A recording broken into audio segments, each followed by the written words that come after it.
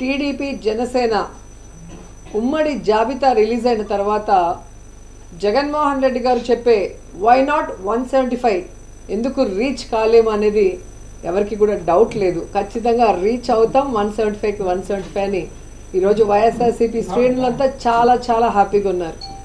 చాలా పెద్ద పెద్ద డైలాగులు కూడా చెప్పాడు. సముద్రం ఎవరి కాళ్ళు పట్టుకోదు, పర్వతం తల వంచదు అని.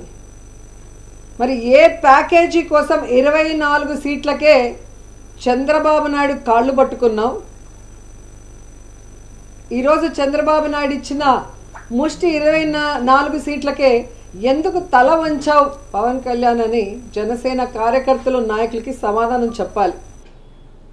ఆ జాబితా చూశాక పవన్ కళ్యాణ్ అసలు ఎందుకు పార్టీ పెట్టాడు అని మాకే కాదు, ఈరోజు జనసేన కార్యకర్తలు నాయకులకు కూడా అర్థం కావట్లేదు. ఎందుకంటే పవర్ షేరింగ్ అన్నాడు, సీట్ షేరింగ్ అన్నాడు, ఓట్ షేరింగ్ అన్నాడు, కానీ పావలా శాతం కూడా సీట్లు తెచ్చుకోలేకపోయాడు ఈ పీకే పవర్ స్టార్ అనేది. ఈరోజు ప్రజలు అంటున్నారు ఈయన పవర్ స్టార్ కాదు, పవర్ లేని స్టార్ అని.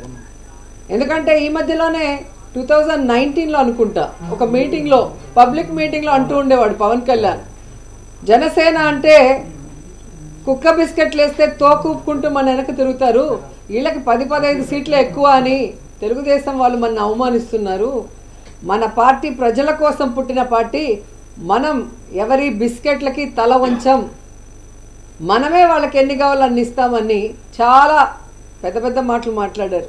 మరి ఈరోజు 24 సీట్లకి కుక్క బిస్కెట్లు వేస్తే తోకూపినట్టు ఎందుకు తోకూపుకుంటూ చంద్రబాబు నాయుడుతో ప్రెస్ మీట్ పెట్టారో పవన్ కళ్యాణ్ చెప్పాల్సిన అవసరం ఉంది.